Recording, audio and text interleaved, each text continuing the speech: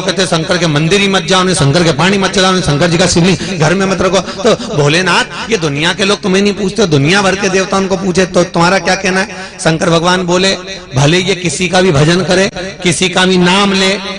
शंकर भगवान बोले मेरे ससुर दक्ष प्रजापति ने मुझे श्राप दिया था, हे शंकर मैं तुझे श्राप देता हूं कि तू शमशान में निवास करेगा।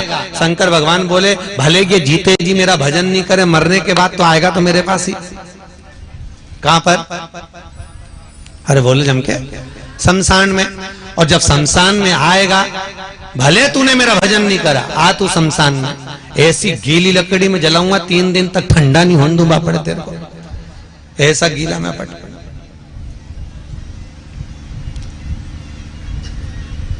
और तुम लोग देखना कभी कभी कोई कोई मुर्दे को लेके जाते हैं ना, किसी मुर्दे को तो लकड़ी में रखो और रखते से ही बस थोड़ी सी अग्नि लगाई और घास लगाया ना, अग्नि चट चट चट चट जल के मुर्दा। और किसी मुर्दे को देखना बार बार ने वो कपूर ने राल दे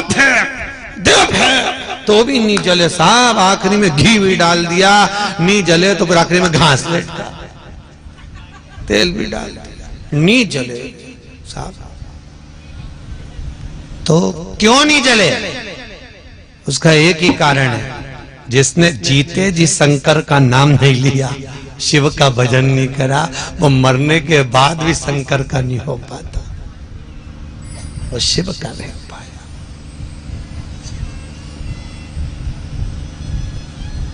इसलिए शायद लोगों ने सही कहा है महाराज, भजन करो भरी जवानी में, बुढ़ापा किसने देखा? कौन देखा? कौन ने? बुढ़ापे में आंखें दुखेगी, दर्श तुम कर नहीं पाओगे, दर्श कर भरी जवानी में, बुढ़ापा किसने देखा है? कौन ने देखा बुढ़ापा? भगवत चरणारविंद का स्मरण करना, शिव के चरणारविंद का अनुमोदन करना,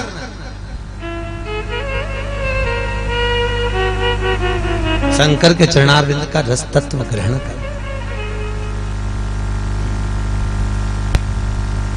शास्त्र करा ये मनुष्य की देह मिली है, भजन कर। पुण्य तुम्हारे मरते मरते मरते तक धीरे धीरे समाप्त हो जाता है। कैसे समाप्त होता है? कि तुमने पुण्य तो बहुत कमाया। कई लोग कहते हैं गुरुजी हम तो गाय को रोटी देते हैं, हम भगवान के मंदिर जाते, अगरबत्ती लगाते, धूप बत्ती लगाते, दिया लगाते, तुमने पुण्य तो बहुत कमाया, तुमने पुण्य कमाने में कमी नहीं करी,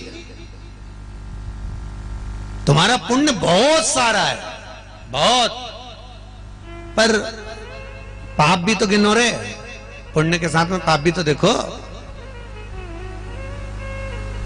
किसी को आड़ा टेढ़ा बोल दिया, जो पुण्य इकट्ठा था उसमें से खसक गया। फिर किसी को गलत दृष्टि से देख लिया, जो पुण्य इकट्ठा था उसमें से खसक गया। फिर किसी को गाली दे दी, जो पुण्य इकट्ठा था उसमें से खसक गया। अब मालूम पड़े जब मरने का समय आया, अंतिम सांसें चल रही थी, प्राण छूट रहे थे, और उस प्राण छूटते समय तुम्हारे पुण्यों की जब गिनती हुई तो मालूम पड़े 98 भी हाथ में नहीं पड़ी, 98 भी हाथ में नहीं,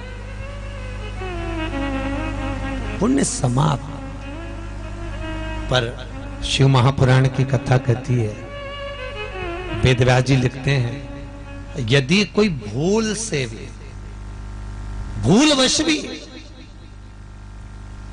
यदि शंकर की कथा में पहुंच गया, अगर भूल से भी पहुंच गया,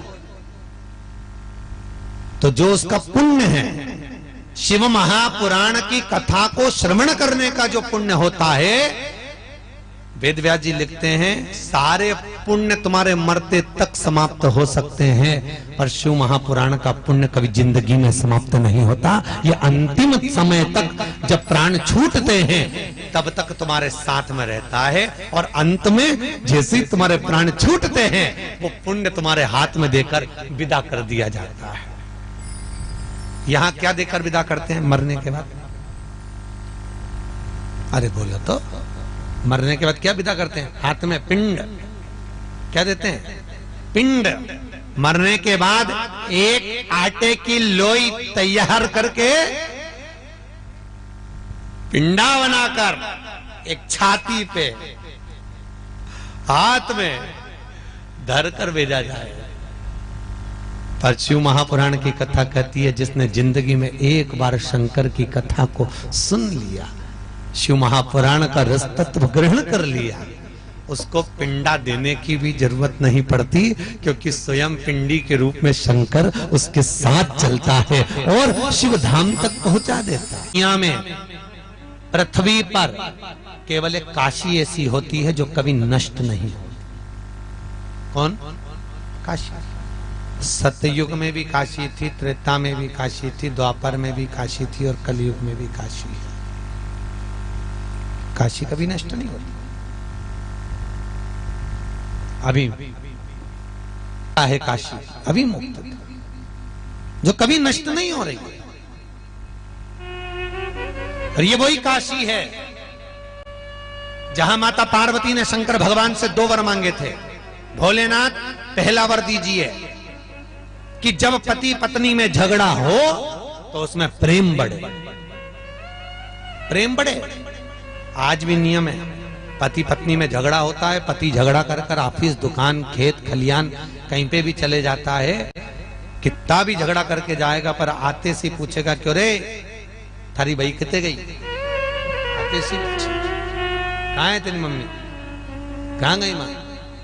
वो कितना भी झगड़ा करके जाएगा पर पूछे। नहीं तो इतना झगड़ा हुआ तो काहे को पूछे कि मरी की जिंदा की गई? मत पूछे तुझे, पर नहीं पूछे। आते से पहले नहीं दिखे तो पूछे गई कहां रे, दिखी नहीं रही। क्योंकि यहाँ शास्त्र कहता है लोग जो जिससे ज्यादा प्रेम करते हैं उसको कम याद रखते हैं, जो जिससे नफरत करते हैं, जो दुश्मन है उसको हर पल याद रखते हैं। एक नींबू भी घर के दरवाजे पे, सब्जी बेचने वाला आया, उसका नींबू भी अगर घर के दरवाजे पे गिर जाए तो याद आ जा उसी ने पटकवाया होगा, उसी ने, उसका भाव। अब चंचुला देवी जा रही है, पार्वती जी ने 2 वर मांगे। एक, काशी में जो मरे, पहला तो ये कि पति पत्नी में प्रेम बढ़े, और दूसरा वर मांगा काशी में जो मरेगा उसको गुरु मंत्र आपको देना पड़ेगा। शंकर भगवान बोले ये नहीं हो सकता, ये कभी नहीं हो सकता कि कोई काशी में मरे तो मैं गुरु मंत्र दूं। नहीं भोलेनाथ, मंत्र तो आपको देना ही पड़ेगा। शंकर भगवान ने मना करा, पार्वती जी ने भोजन करना बंद कर दिया। पार्वती भोजन ही नहीं करती, छोड़ दिया माता पर, छोड़ा।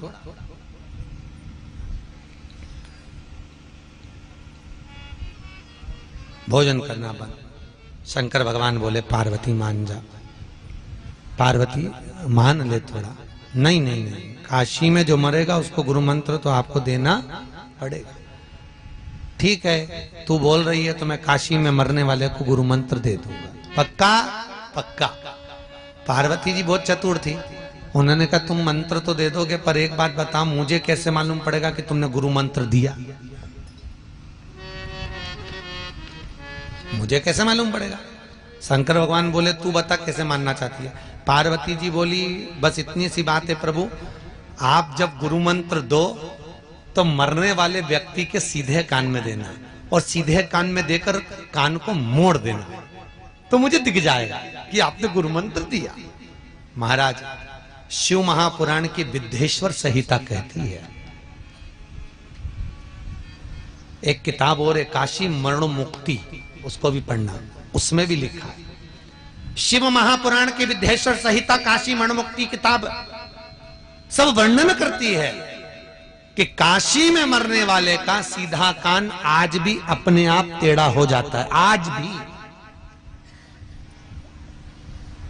क्योंकि शंकर उसको गुरु मंत्र देते। पहले हमको भी विश्वास नहीं हुआ था सर। फिर हम एक बार जब काशी में कथा करने गए, माहेश्वरी धर्मशाला में कथा थी, तब हमने सोचा कि जब किताब में कथा में लिखा है तो एक बार चल के देखने में क्या जाता है, चलो। भारत की भूमि के सबसे ज्यादा मुर्दे वहीं चलते हैं, काशी गए। मणिकर्णिका पर पहुंचे तो बहुत मुर्दे की लाइन लगी हुई थी। भारत की भूमि के सबसे ज्यादा मुर्दे वहीं चलते हैं। अपने यहाँ गाड़ियां ओवरटेक करती, वहां मुर्दे ओवरटेक करते हैं, लाइन लगी। हमने कहा भैया इनका मुंह देख ले। उन्होंने कहा तुम इनके रिश्तेदार हो? हमने कहा अब मर गए तो रिश्तेदार ही, ऊपर जाके तो एक ही होना है। उनने जो मुंह खोलकर दिखाया तो उसके तो कान सीधे थे। हमने कहा बताओ, शिव पुराण में तो लिखा है कि कान टेढ़ा हो जाता है मरने के बाद, काशी वालों का। और आगे गए तो उसका भी कान सीधा। 2-3 मुर्दे देखे ना, चौथा मुर्दा जो देखा तो उसका कान टेढ़ा था। तो हमारे मन में आया हो सकता पैदा ही ऐसा हुआ, टेढ़ा कान का हो सकता है। तो हमने नहीं माना, हमने और आगे गए तो उसका सीधा कान, फिर उससे आगे गए तो उसका टेढ़ा कान। 4-6 का जब टेढ़ा कान देखा तब पूछा कि सीधा कान वालों से पूछा ये कहाँ का मुर्दा है, तो कि ये काशी से 40 किलोमीटर दूर का, कोई के 30 किलोमीटर दूर का। और जिनका कान टेढ़ा था उनसे पूछा ये मुर्दा कहाँ का है, तो कि ये काशी की वो कॉलोनी का। तब समझ में आया कि काशी में मरने वाले का सीधा कान आज भी भगवान शंकर गुरु मंत्र देकर कान को टेढ़ा कर देते हैं साहब। वो अभिमुक्त नगरी है काशी, मोक्ष नगरी है काशी, जहां शिव पार्वती के सम्मुख में है। शिव पार्वती अभिमुक्त था, मोक्ष था। इसलिए आज भी हमारे ब्राह्मण लोग कहते हैं काशी काशी काशी काशी। 5 बार बोल लो तो व्यक्ति का फिर जन्म नहीं होता, उसका मोक्ष हो जाता है, मुक्ति हो जाती है।